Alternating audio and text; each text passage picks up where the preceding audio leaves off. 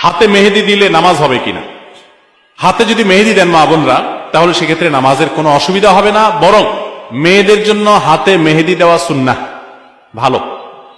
নবী করিম সাল্লাল্লাহু আলাইহি সাল্লাম কোন এক নারী কিছু একটা দিয়েছেন পর্দার আড়াল থেকে হাত দিয়ে বা কোনোভাবে, তো নবী সাল্লাল্লাহু আলাইহি সাল্লাম মহিলাদের ওদিক থেকে দেওয়া হয়েছে কিন্তু হাতে মেহেদি নাই, এটা দেখে তিনি আশ্চর্য হয়েছেন যে কোনো পুরুষ নাকি সেখানে, মানে পুরুষের হাত আসলো কোত্থেকে। তখন বলা হলো না, মহিলাদের হাত। তখন নবী সাল্লাল্লাহু আলাইহি ওয়াসাল্লাম আশ্চর্য হয়েছেন। এই হাদিস থেকে বোঝা যায় মেয়েরা হাতে মেহেদি দেওয়া সুন্নাহ। অনেক মেয়েরা হাতে মেহেদি দেওয়াটাকে তারা মনে করেন শৌখিনতা, বিলাসিতা।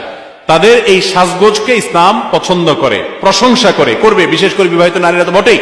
বিধায় মেহেদি ব্যবহার করলে ওযু হবে, কোনো অসুবিধা নাই, নামাজও হবে। এমনকি আর্টিফিশিয়াল মেহেদি যেগুলো বাজারে পাওয়া যায়, টিউব মেহেদি বলা হয়, এগুলো দিলেও ওযু হবে।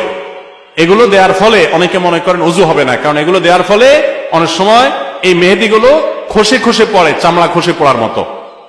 তো এটা আসলে চামড়া খসে পড়া না, এটা চামড়ার উপর আলাদা কোনো আবরণ বা স্তর সৃষ্টি করে না, বরং এক ধরনের কেমিক্যাল থাকে অ্যাসিডের মতো। এটার কারণে চামড়ার উপরে সূক্ষ্ম লেয়ারটা, যেখানে বেশি মেডিসিন পড়ে সেখানে একটু খসে পড়ে। এর কারণে আলাদা লেয়ার যেহেতু হয় না, অতএব এগুলো দিলে ওযু হবে, নামাজও হবে। মেহেদি ব্যবহার করতে পারেন, কোনো অসুবিধা নেই।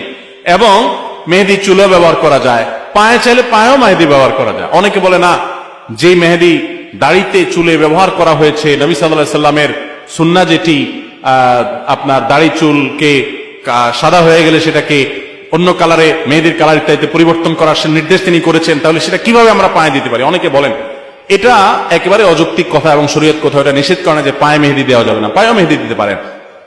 এবং যারা মনে করেন যে দাড়িতে চুলে ব্যবহার করে যে জিনিস, সে জিনিস পায়ে দেওয়া যায় না, তো তেলও তো দাড়িতে চুলে মানুষ ব্যবহার করে, তো তেল পায়ে দেন কিভাবে?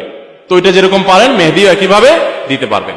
আবার পুরুষরা অনেকে মেহেদি পরেন, ইসলাম শরীয়তের দৃষ্টিকোণ থেকে এটা অনুচিত কাজ, অনুত্তম কাজ, এটা ভালো কাজ না।